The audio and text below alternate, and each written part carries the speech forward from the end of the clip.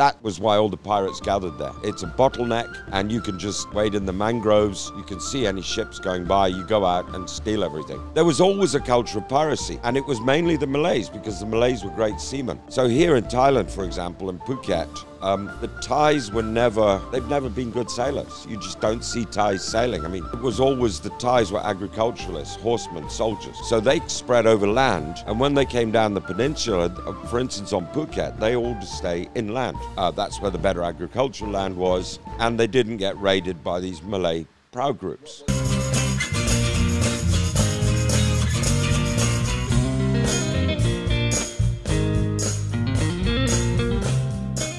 Welcome to Fruiting Body Podcast with your host, Brendan. We are live here in the beautiful Phuket, Thailand. Now we have Colin Mackay making an absolutely miraculous third return. I don't know why I'm overselling it. What are we going to be talking about today? I know you've seen that thumbnail. It was absolute clickbait. We're not talking any about that stuff. But actually, we are. I'm kidding. We're talking about Phuket pirates and piracy, slavery, slave labor, and who knows what other rabbit holes me and Colin are going to go down. So we want you to subscribe. If you don't subscribe, this is the last episode. I will never film another one again, and I can see all of you out there that are not subscribing. Don't forget to like, leave comments, let us know what your thoughts are about slavery, specifically not just in Thailand, but Phuket. So without further ado, let's get this podcast started with Colin, and we're jumping right in about Phuket and piracy. All right, thanks a lot for your third episode return. I'll mention it quick back. Actually, we did two episodes on the history of Thailand. And before we really jump into this Phuket piracy, I've decided to take on Colin's book. We have our Lazada shop. Now, I could sell it on the website, but people living in Phuket in Thailand, it's much easier to go through Lazada. I'm going to put a link in the description down here. That is Colin's book on the history of Phuket. I believe it's probably the only major history of Phuket book even available out there. We have both hard copies, soft copies. It's going to be hosted on my Fruiting Body Mushrooms channel on Lazada, so it makes it super simple. When you're ordering, you're talking 2-day delivery, and we'll see how that goes. We're not making money off this. We get so many people asking for it, so I just said, why not? We can make it happen. Okay, we're going to jump back into this, so I'm glad I got that out at the beginning. Colin, thanks for making the comeback. We have 2 episodes on the history of Phuket, but first, let's just jump right into it. We don't need that backstory. We got that out there. Phuket's pirates, slavery. Let us know what is that all about? Okay, it's piracy's been one of the main industries here for many, many years. It was the main economic driver. Everyone thinks of piracy as Pirates of the Caribbean or swashbuckling, but piracy's been going on all over the world forever, as long as humans have been around, as has slavery. Particularly here, slavery was the main reason for piracy because people didn't have much of value. Back to that, Phuket, it's been here. The piracy in Phuket has been here since the beginning. Well, what happened is the Straits of Malacca, right? And around, I mean, if you think of it, in the old days, sail technology wasn't great. So the main way to transport wasn't to go overland. As you know, you couldn't go through elephant trails. It was thick jungle. You'd be attacked anyway by tigers, raiders or animals so the main trade was seaborne, because once you get out on your boat, in the old days, you were alone on the sea. Unless there was another boat to attack you and steal all your people and stuff, right? But the sail technology, up until about the 5th, 6th century, didn't really allow the people to go. I mean, if you think of the Malay Peninsula like a big arm reaching down into the sea, blocking the way between Rome and China, right? That was the main. The Mediterranean, the Arab world was civilized, the Roman world, and so was China. And the best way, there was trade going on between these kingdoms. So 2 reasons was they would just sail west and east, right? The monsoon winds, as you know, they blow 6 months that way, 6 months this way. So it was pretty easy to cast your sails in India or in Arabia or wherever you were, and just sail east to India. And then you could sail on east here to get things like spices and, black hair was a very common thing. Black hair. People, Asians have lovely black hair. And so there was a big trade in, they'd shave people's heads and sell hair, and the Roman women would use it for wigs and stuff. Feathers, ivory, all that sort of stuff. Mainly spices was particularly laterally. So when the sail technology started to develop and they didn't need to stop and carry everything over the peninsula and back, which was the main reason Phuket and Kedah were central trading areas, they tried to sail around Singapore and up the coast there. Now, that was why all the pirates gathered there. It's a bottleneck, and you can just wade in the mangroves. You can see any ships going by. You go out and steal everything, right? Pretty simple. So that's the Malacca Strait as we're getting down, like southern Malaysia, and then you're going to have you Sumatra. come around from Singapore. Yeah. If you're coming from China, Vietnam, Indonesia, the Sulawesi, the Spice Islands, you could either go along Java and try and go through the Sunda Straits, but then you're getting down below the winds, the monsoon winds. So they'd want to stay north near Asia where the monsoon winds blow. So, but I'll read you a quote right now from a Chinese guy. Said, the Chinese were really good at keeping notes. This is from 1776. He called these pirates, peninsular pirates, the eaters of men, who feed upon things more horrible than corpses, frightful to look at, unnaturally dark and lean, terrible and cruel as death. Another Chinese captain who passed through the straits at the time said, when a junk sails to the Western Ocean, that's the Indian Ocean or the West, a certainty of 200 or 300 prahus will put out to attack them for several days. Sometimes the junks are fortunate enough to escape, otherwise the crews are butchered and the merchandise made off in quick time. So this kind of stopped. Oh, one sec. This stopped a lot of the trade. Until there was a sultan in a small town in Sumatra who had quite a lot of, he had a bright idea of, well, hold on, instead of annihilating these trades, that's like a one-off, you steal from the ship, you never get another one, we'll protect the ships and we'll force them to come to our port to trade, and we'll protect him. So he made a deal with all the other, all the pirate captains around there, all the Malay tribes. He said, look, if you attack any more ships, I'm going to kill you, right? So you've got to work under me. And this was the beginning of the Srivijaya Empire.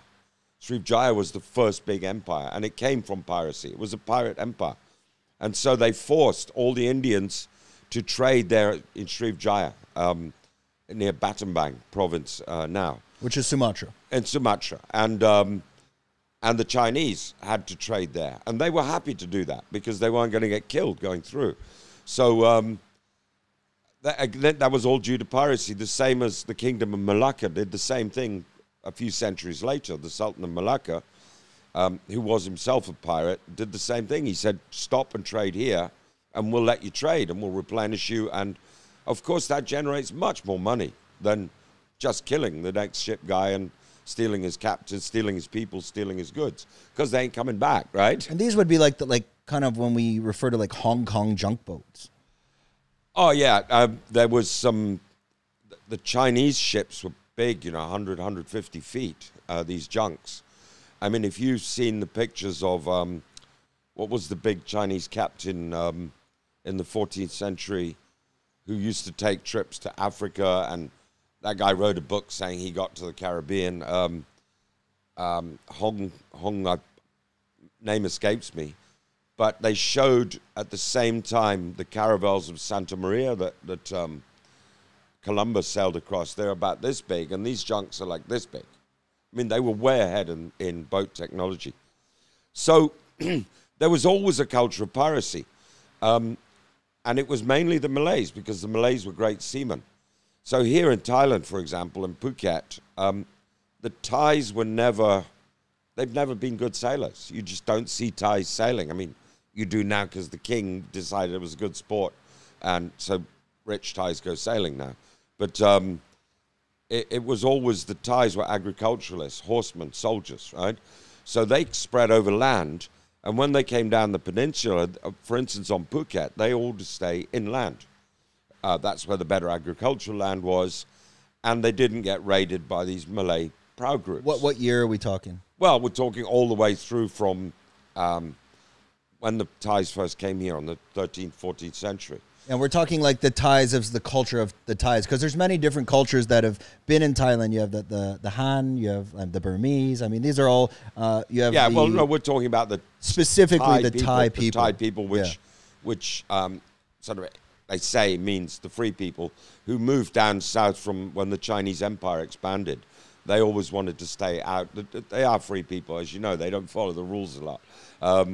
And so they always stayed south, and they started breaking into northern Thailand from, they had a kingdom in Kunming, and then the Chinese came into Kunming and pushed them south, and then from there they spread down the peninsula about 1400, 1500, 1600s. So they just subcontracted all their trading to the Malays, but they didn't trust the Malays. The Malays were Muslim, they were Buddhist, right? So it really was a case the Malays had free will of the coast, which is why if you go now to Tarua, right, in Phuket, which is harbour, means harbour in Thai, it's inland. It's in the middle of, it's the main crossroads in the middle of the island. In order to get to it, you have to come up the river through all the mangroves. And on the coast, you just see the mangroves. You don't know the way in. So when they were sighted, it would take them so long to get to the town that everyone could just flee to the hills and the jungle. And the Malays were not very good at leaving their boats and fighting. But honestly, if you took the population of Phuket at, even 10,000 in those days,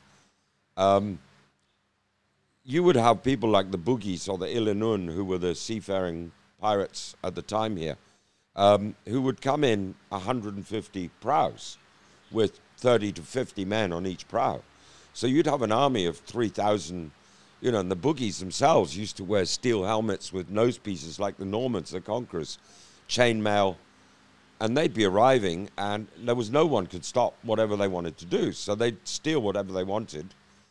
And the main thing they wanted was people, because the only thing of real value here was people, because you can grow almost anything. And I'm saying here, I mean the whole area, right, from Bangkok down to Sumatra to Indonesia.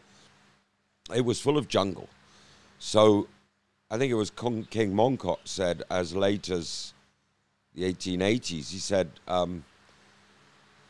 a land without people is but a desert, particularly a jungled land without people, because you can't go into the jungle. I don't know if you've walked in the jungle. It's hard to go anywhere. There's wild animals, there's nasty things, there's stingy plants. So you need people to cut it down and cultivate it, right?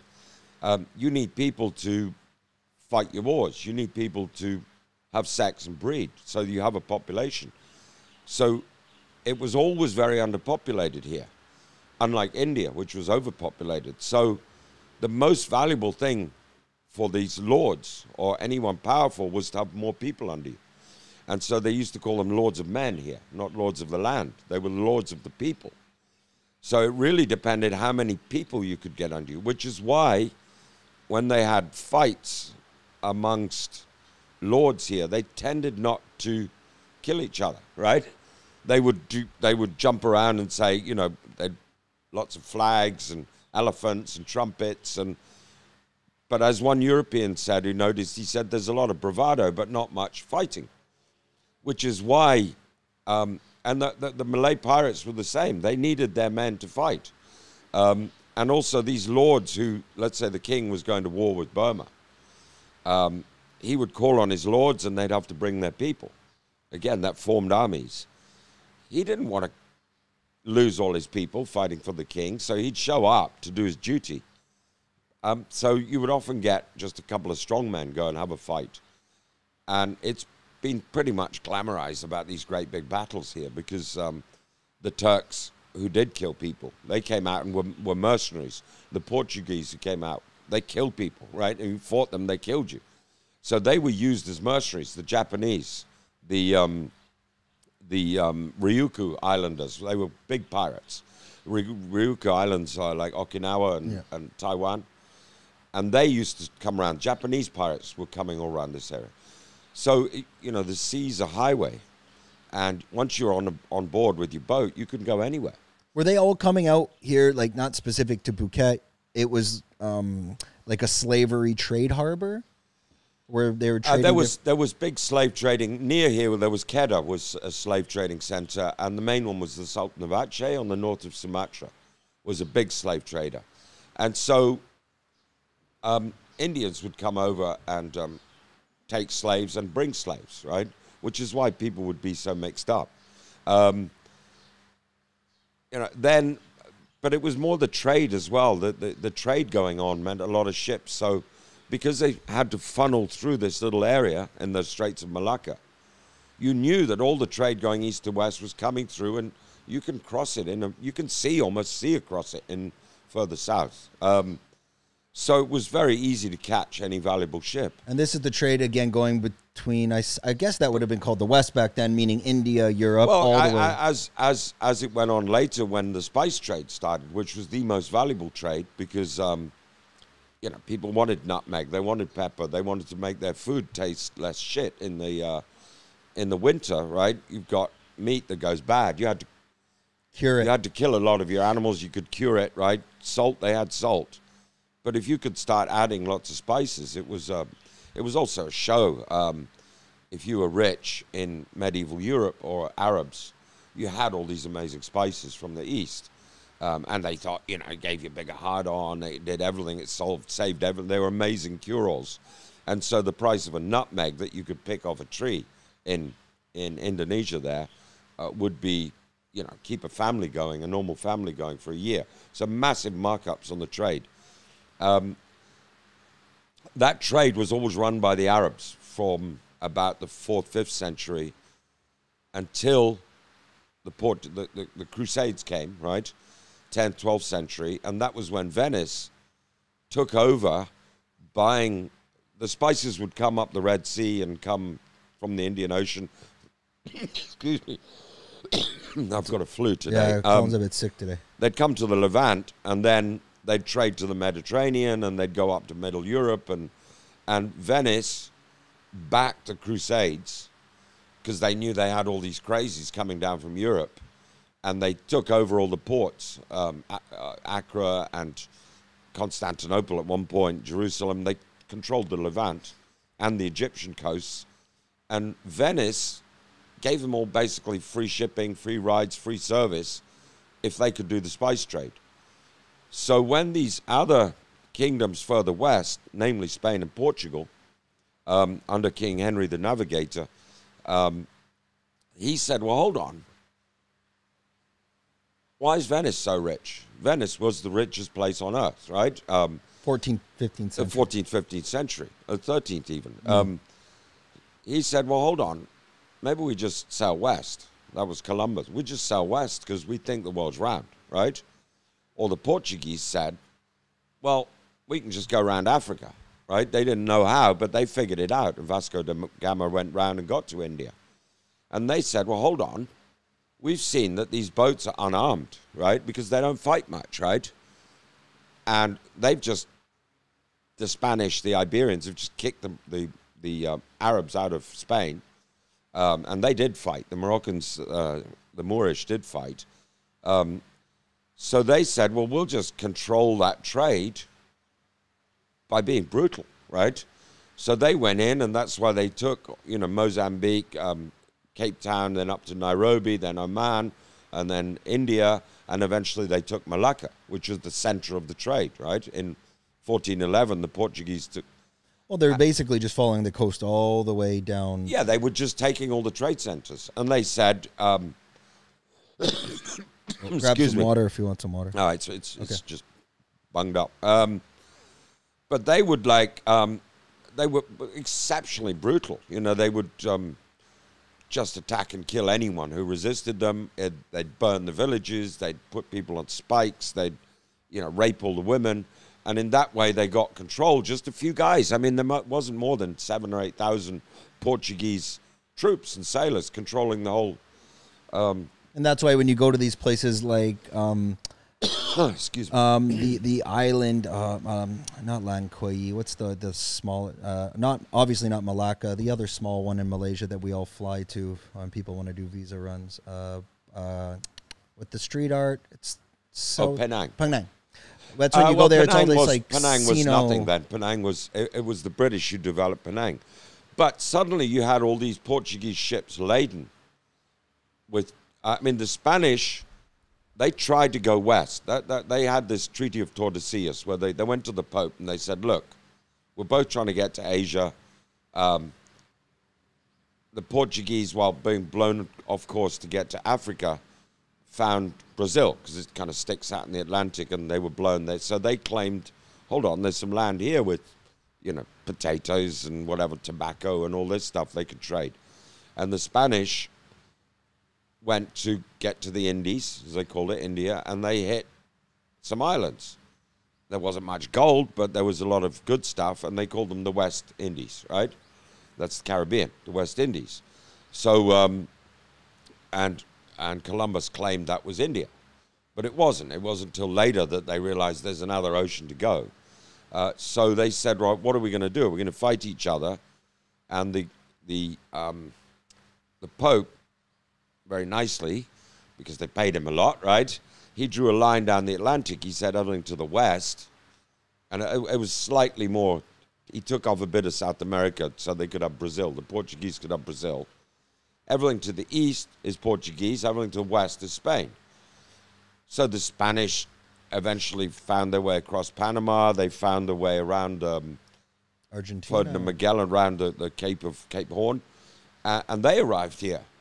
Hence the Philippines is Spanish, right? But no one had by then had sort of made it, well, where does that line end on the other side of the world? So they had to go back to the Pope and pay him a lot more money. And he very kindly said, everything on that side belongs to Portugal and everything on that side belongs to Spain. Very generous of him, right? He gave the whole world to these two countries who paid him. Meanwhile, the Dutch and the... who again were part of Spain, and the Dutch became independent, and the Protestants broke away from the Catholics, and they're going, well, hold on, why are the Catholics? We're better sailors. We're sailing in the North Sea. Why are they getting all the wealth in Spain and Portugal? So they started this privateering, as it was called, which wasn't piracy, but Queen Anne or Queen Elizabeth would give you a letter of marque to go off and capture ships, because Spain and England were at war, Spain and Holland were at war. So then you started to see a lot of Western pirates showing up for the first time. Benjamin Wood, I think, came in 1596 and based in Phuket, so that any ships leaving, because Phang Nga Bay is a good place to hide. You can hide around there, or you wait on the outside. And most of the ships would stay within sight of the coast. And he moved here for about 6 years and based here. What was the purpose of that? Well, just to raid Portuguese shipping, going to Malacca to India. So he would kind of base himself for protection in Phang Nga Patong Bay. Patong Bay. Well, he was based in, well, I imagine. Not the others, like Phang Nga is a very yeah, but I mean, if you wouldn't want to be up there. If the Portuguese came after him, he could fly around there. There's plenty of places to hide, right? And again, there was also all the local pirates, but they did attack Portuguese ships, and they did take Portuguese ships, but they didn't have big cannons, right? So the Portuguese, and particularly the Westerners, came out with cannon, and they could just blow them out the water. So, but the prows of the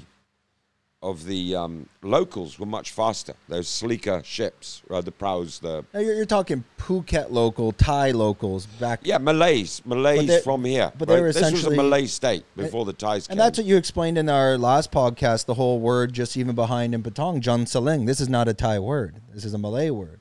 Yeah, it's yeah. Well, junks.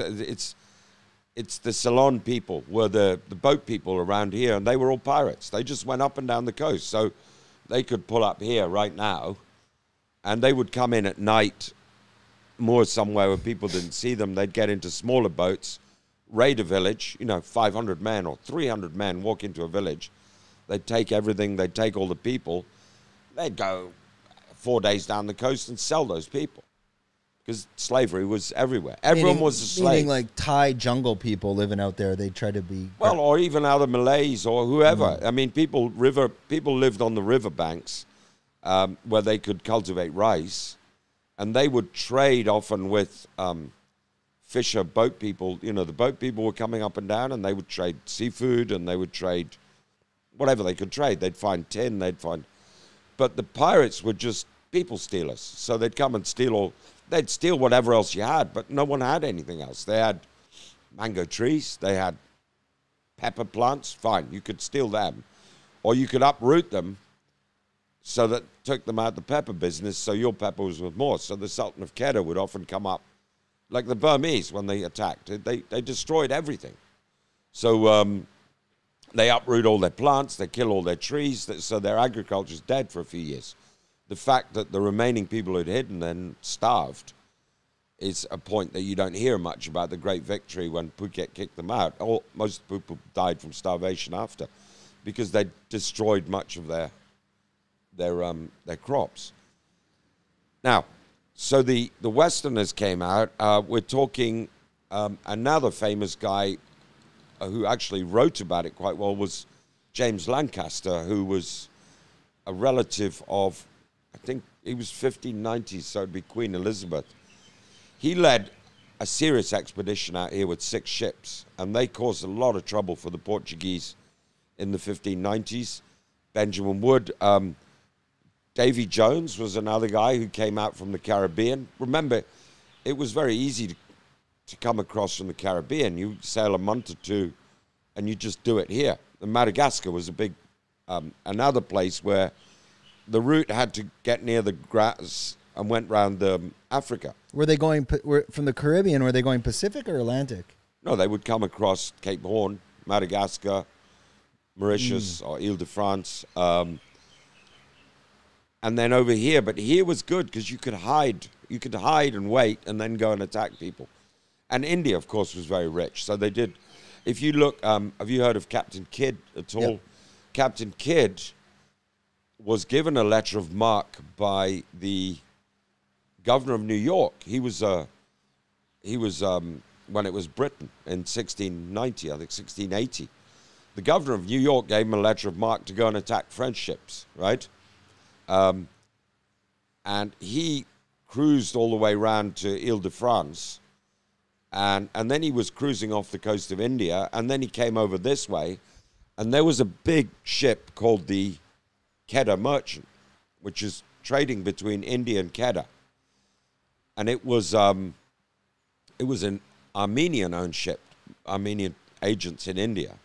Meanwhile, the British East Indies Company had just got to India, and they were trying to say, look, with us, you'll have safe passage. We'll stop the slavery, but trade with us, right?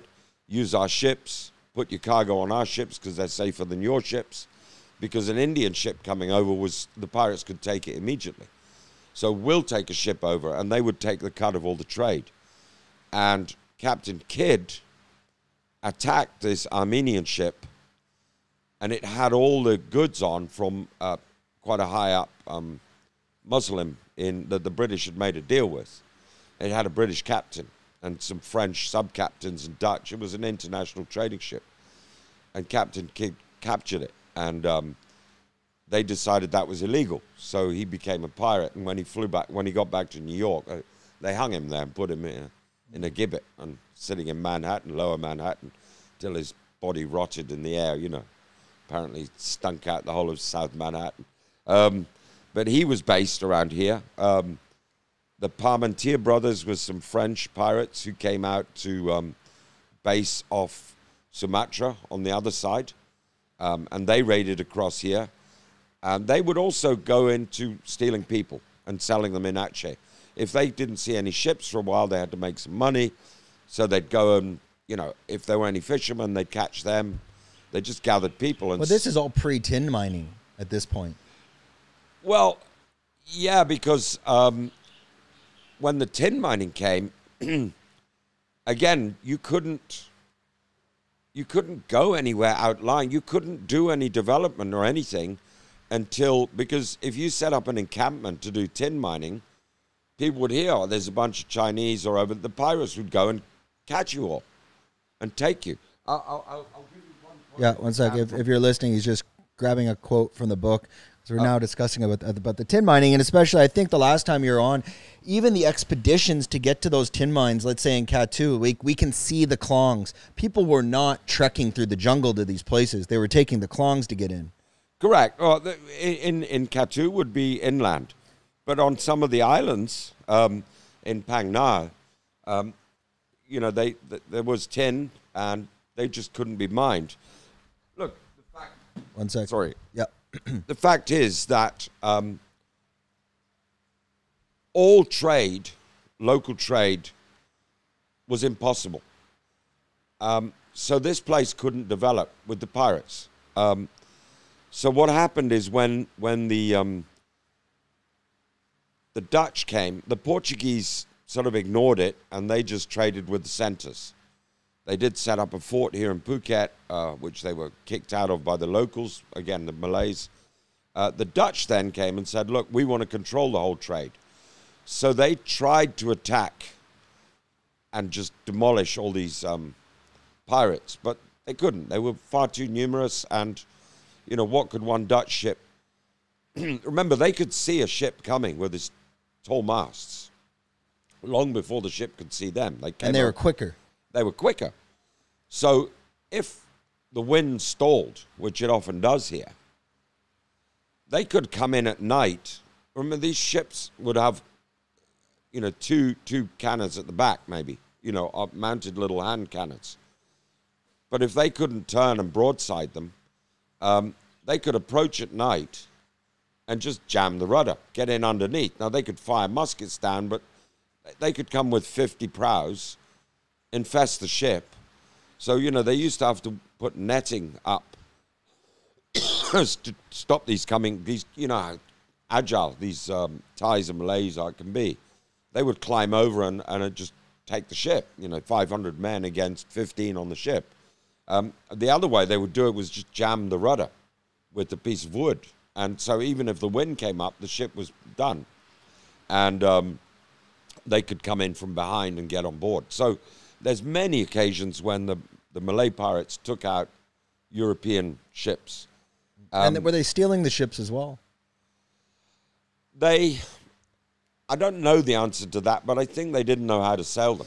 So they would just take the people, and there's a lot of stories of survivors who were taken by the Ilanun or the Bugis. The Bugis had big prows, and, they'd be put downstairs because they were double-tiered ships. Who are the Bugis? It's kind of like the Viking caves? The Bugis were a very seafaring people from Sulawesi in Indonesia. And they basically traded all as far as Japan and as far as, some say, even India. But for them, trade or piracy was the same thing. I mean, there was no word for piracy. It was trade, right? It was just trade to them. So the Bugis set up kingdoms. They were so strong. So, one guy would, take Phuket. The Bugis controlled Phuket for a while. So the guy would arrive here with 700 men. He's stronger than the local lord. He'd kill the local lord guys, or he'd have them sent off and sold in Aceh. Now, he was the local lord. So he'd shag all the women. He'd take all the, he'd live here like a king and go raiding from here. Now, his brother-in-law, another Bugis, would come to visit him, and then they'd go raiding up the, so they had a whole network everywhere. Those were the Bugis. And the people who came stronger than them were called the Ilanun. And the Ilanun, also near Sulawesi or the Sulu Sea. Sulu Sea is still today, piracy is still prevalent there. That's between Malaysia and southern Philippines. And yes, it's still piracy there. It's still uncontrolled. Yeah, there's it's like Raja Ampat. Like this. Yeah, I mean, the Philippine government can't control. There's still piracy prevalent there today. It's never stopped there. And those were the Ilanun. And they were absolute crazies because they were always on on, you know, either cat and marijuana, and they used all sorts of drugs. So they used all these talismans, and they were just crazies. And when they fought, they actually killed people. So they were particularly scary. But they would take, there's one story of a guy who said he was taken, put on one of these war prows where they had to row, like in the galley slave days, for the Romans. So when there was no wind, they had 2 tiers of oars they could row with. And, you know, you'd be beaten and killed. They didn't want to kill you, but they would give him to drink. He used to drink 3 parts salt water and 1 part fresh water. You know, and you're thirsty. Yeah, it's just enough to not make you go crazy. And if you misbehaved, they would rub pepper and hot chili in your eyes, you know, just shit stuff. And a lot of people died. They just throw them overboard. They tried not to have them die because they wanted to sell them. But it destroyed all commerce, particularly when the boogies came in the 17th, 18th centuries and the Ilanun. The Dutch couldn't really control them. And then what happened after the Napoleonic Wars and the 7 Years' War, when the British basically conquered Spain and conquered France? You know, they took Canada, they took Havana, they took Manila, they beat the Indian Mughals too. So Britain controlled India. Britain became the dominant naval force in the world. They let the Dutch keep Indonesia, but that's when they started putting stations in Penang. They were going to be here, Singapore, you know, Sri Lanka. The British controlled Oman. They basically kicked Kenya. out all these pirates. They took all the Portuguese, and they were running the China trade, which was the main trade, tea, porcelains, right? And then they started, what they realized in India was instead of just owning a port, you could actually own the hinterland and collect taxes off these people. So in India, they spread over and took over the whole of India and realized, well, this is a good business too, the East India Company. Although you had to bring an army and you had to bring judges and you had to bring a police force and you had to bring, you know, had to maintain it. If you're a for-profit company, that's all on the red side of the ledger. And you had to make more money. So they preferred just to bully people and say, look, you do what we say or we'll take you over. And they could. They could take over anyone in a few days because the British got so far ahead with their ships. I mean, they could fire 4 to 5 rounds a minute on their cannons. And if you had canister shot, which would be nails and shards, or you had, you know, the other cannon would be the ball breaks and it has a hinge. I forget what it, and it spins like that. It was for taking out rigging of other ships. Or you have straight cannonballs, or you have what's the one with lots of small bullets in a canister. Yeah, like almost ball bearings. Yeah, you know, no one could come near to them. But they still couldn't capture these guys because they were faster than them, right? You're talking about the boogies and the local Malays and the Salatiers. So they're showing up here and they still couldn't get rid of them. They could go in and they could surround, you know, there were not many British ships taken. But no one could trade. So if the Chinese wanted to trade, if you wanted to go to Penang, you'd probably be taken out by pirates. If you wanted to go to Singapore, any local shipping or any Indian... So the British relied on trade. They took 5%. And when they set up these colonies, they wanted free trade. They wanted to keep the place safe around Penang, Malacca, excuse me, Singapore. Sorry, it's cold. No worries.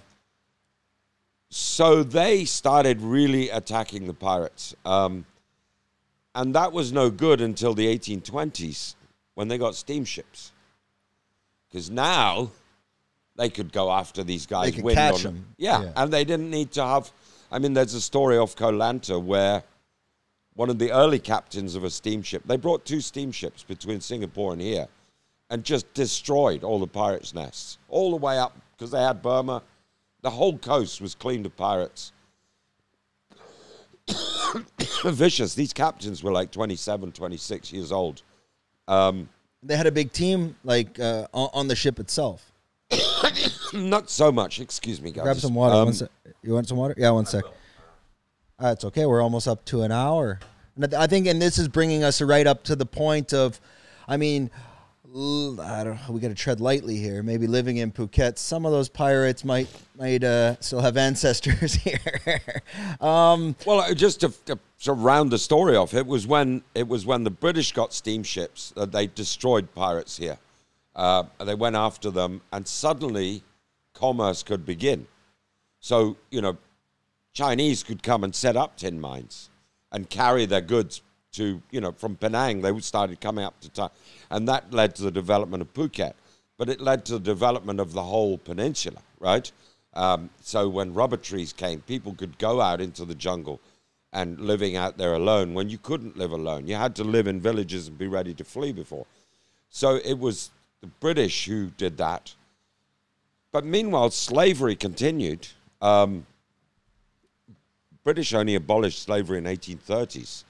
And they were one of the first. I think Norway did it first. But slavery wasn't abolished here till 1905. Thailand. In Thailand, yes. And that's every type of slave.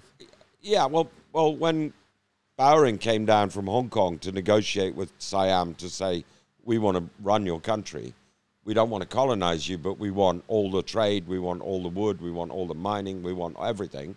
We'll sell you all your arms, we'll do all your banking, which they did, until eventually the Germans took it from them. It was never colonized per se, but they were completely under the British. The British could have taken it. They were taxing them? How did they control it? I don't understand that part. Well, they said, for example, you must end slavery, because if they wanted to go and do, you know, rice farming or cutting wood, taking the good wood forests out for ships and sell, or the sugar trade, if they wanted to have British guys come here and set up, slavery is not good for capitalism, which is why you had the American Civil War, because it forces up the price of labor, free labor. If you can't use slaves, and most people are slaves, you've got to pay more because there's less labor. So if you had a free market where everyone could come and work for you for a bit of money, which is almost slavery anyway, so the British wanted slavery annihilated for that reason, to allow commerce. But this is 1905, so it's still relatively... 1905, yeah. Well, eventually they pressured King Chulalongkorn. And just prior to that, still about 1/3 of all people were slaves. Whereas previously, everyone was a slave of the king here. So even every lord was a slave of the king.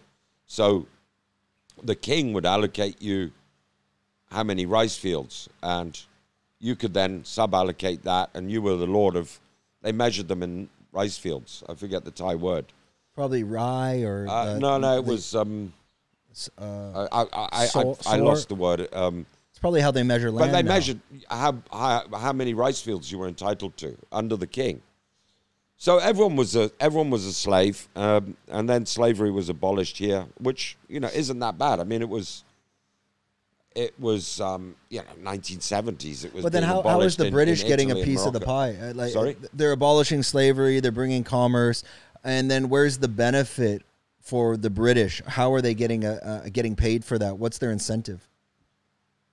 Well, they were making them rich so they could sell them stuff, right?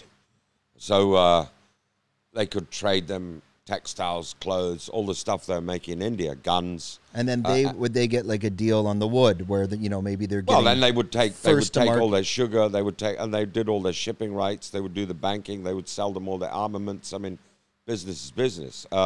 And how would that differentiate? I mean, Thailand will always say Thailand has not been colonized by the British, and it hasn't. But how is it different what the British did in India compared to what they did in Thailand? What are the differences?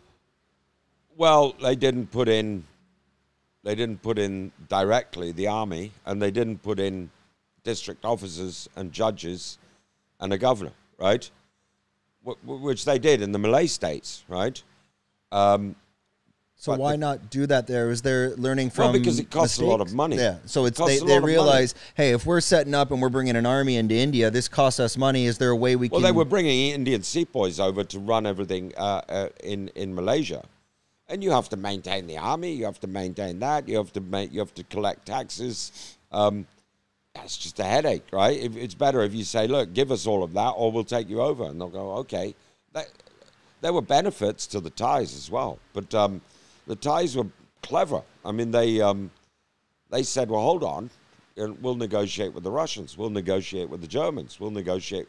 So they could play off the Brits until eventually, the French, they realized the French, the way King Mongkut said is, Britain's like a whale. It's got more land than it knows what to do with, right? And so they were not really wanting to take over. They had Burma, they had Malaya. There was a big school saying, oh, let's join all the colonies and make it fully a lake around the Indian Ocean, a British lake, which it was, apart from Phuket, really. It's the only bit that wasn't British. And there were people who wanted to take this. But where was I? I think as well, like we're discussing the difference of how the British colonized Thailand compared to, maybe those high expenses of setting up armies in places like India. There was a difference here of the way they pursued that. Yeah. And if they were disobedient, they knew they could, like the French did on one occasion. They went to war, and the French were pushing east from Indochina, and they had a fight in Laos, and this Colonel Grosjean was killed by some Siamese troops. So the French asked for huge reparations, and they wanted most of Cambodia and millions of tons of gold, and just taking a ripper. And they went up with some gunboats up off the King's Palace in Bangkok, aimed their guns and said, are you going to agree to this, or we're just going to crush your city? It was only because the British brought some gunships up and said, hold on, right? That it wasn't flattened. And they warned the king, look, you've got to do what I say, or, we're not going to let the French take you, we'll take you over. They'd just taken over the kingdom of Burma because the king in Burma refused to meet the British envoys if they didn't take their shoes off. And they were like, excuse me, do you know who I am, right? To the king. He said, I'm not having a meeting. They said, very good. 7 days later, he'd lost his kingdom. They put an expedition up the Irrawaddy River, and they go to the Thai king and say, you see, now, are you going to listen to us? And the Thais were much more civil than the Burmese and most of that. They were clever negotiating. Like when the envoys would come, King Mongkut would give presents to them, and they'd swap presents, and they'd offer them ladies, and they generally would be, what's the word, sequitious? No, what is it? I mean, they'd be nice, and they were quite clever politically, and they still are today. They're very clever politically. They never really take a line. They'll always go with the strongest partner. They'll just see the lie of the land, and they get through. It's the way they do today, and it's a great country for it. So so they love to say they weren't colonized, and they weren't, right? They didn't have a physical government put in here on top of them. And then they all could then play off the Germans and say, the British are charging us this for a railway. Would you build a railway down to Suratani? The Germans go, sure. Because then they wanted trade. And then, that's one of the reasons the First World War, the British were happy to defeat the Germans, and they had control Siam back again. And then after the Second World War, it was the Americans who came in and said, they started giving them all their airports and everything and said, we want to control because you're a bastion against communism. So they always went with whoever was strongest and always were nice about it, right? They were smart the way they did it, right? Is this, I've heard a story, and just before we wrap it up, the story of the word Siam, meaning, Thailand, and then this turned to Thailand and the kingdom. Is this true? The word Siam, it is actually derived from the Chinese word Xi'an, and we all know Xi'an, the terracotta warriors, right? And there's a city up in China, but now China, Xi'an can mean a million different things. Because they came down, this word Siam originated from this Chinese word Xi'an, which is Xian. I don't know. I haven't heard that before. Where did this word Siam come from? I mean, because what is the difference between Siam, Siamese, and the Thais? Because the Thais, we can pinpoint, they were a people that came from Kunming. But what is Siam? Siam was the kingdom, or they called it the Mandala in those days, a kingdom in Asia, because people didn't know their borders because it was jungle. So if the Sultan of Kedah and on the other side the Sultan of Kuantan on the other side of the peninsula would have no idea where their borders finished, because to go up in the mountains, no one went up there, right? Or if there were some people up there, they went to, get some fruit. They didn't know their boundaries. But they knew that that king and that king had to pay homage, and they used to send up the Bunga Mas, which was every year they had to send gifts to the king, including this gold and silver tree, and every 2 years they had to come and pay homage to him, in which they'd, or a very close family relative, and they had to leave family members with the king's court, so that if they were misbehaved, they got killed, right? So in that way, you could sort of control your kingdom. Now, Siam included the Mon people, it included the Cambodian people, it included the Laotian people, it included the Burmese that they controlled, it included the Malay people, it included the Thai people, it included Chinese people. There were a lot of Iranians here, a lot of Persians. All the officers, port officers were Muslims, they were Arabs. There was also quite a few foreigners living in Siam.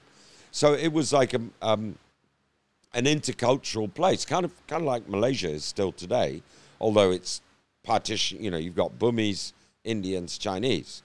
But Siam was, as Ajahn Prani, she said, it was like a buffet of people, like a melting pot. Well, yeah, it was lots of different flavors. Whereas when whatever his name, who started Thailand, the land of the Thais, he was following the Turks.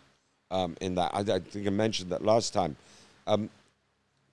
The Ottoman Empire was basically extremely powerful at the same time as the Siamese Empire, and they had a lot of, that's why there were a lot of Turkish connections here.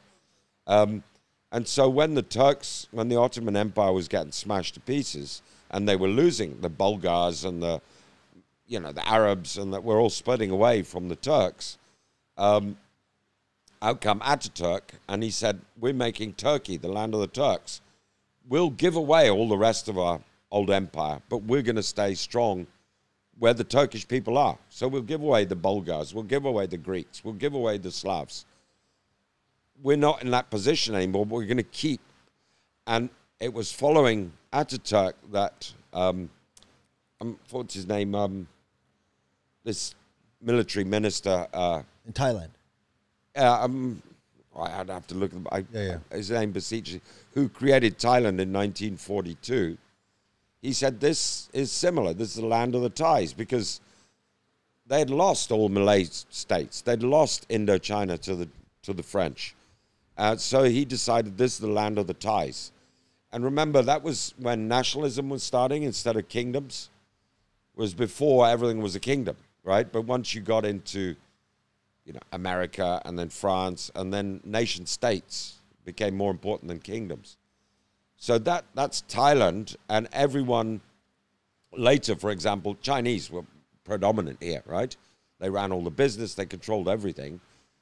And they said, you can't be Chinese anymore. You can't dress Chinese, you can't speak Chinese, you can't write Chinese, you can't, you have to speak Thai, you can't have Chinese names, you can't use Chinese.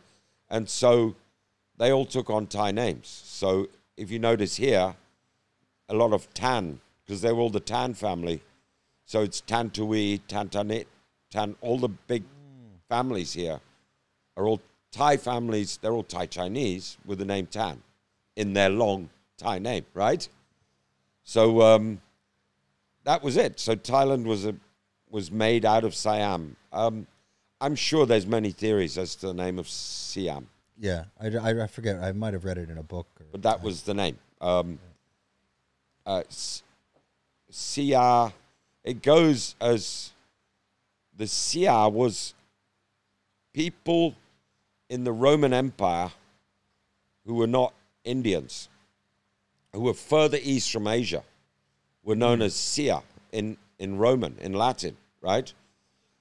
So that's why people speculate that at one emperor's death, they had visitors from all over the world. They said they came from as far as India and Persia and Sia, right? Now, did that mean China or did it mean the Malay Peninsula? Because there were Romans, Greeks trading here, I believe, right? It's partially proven. So maybe it was a Western name, Siam. I don't know the answer to that. Well, we'll leave that to the audience. If you know the answer to Siam, Siamese, and where it derives from, let us know in the comments. We will always have Colin back because I think we can keep going into this deeper and deeper and deeper. Again, we're going to make his book available. I'm just going to throw it on our Fruiting Buddy Mushrooms Lazada. It's just much easier for people out there. So I'll leave a link in the description. This is the whole history of Phuket. It's much deeper than this conversation. And again, we've done 2 episodes, so I'll leave links in the description for that if you want to see even deeper into the history of Phuket. And the book is there as well, which it's in Thailand, so I'll just fulfill it for him, and we'll ship it right from the warehouse, so it can be there anywhere in Thailand, probably within 2 days, done by Carrie. I hope you guys liked, subscribe, do all that fun stuff, hit the bell. So that's going to wrap up another episode, and a big shout out for Colin. Thanks for joining us. And we'll obviously have him back. So if you have questions again, when he does come back, especially because we get so deep into the history, again, let us know in the comments and we'll answer all that. Okay, thanks a lot for watching. We're out.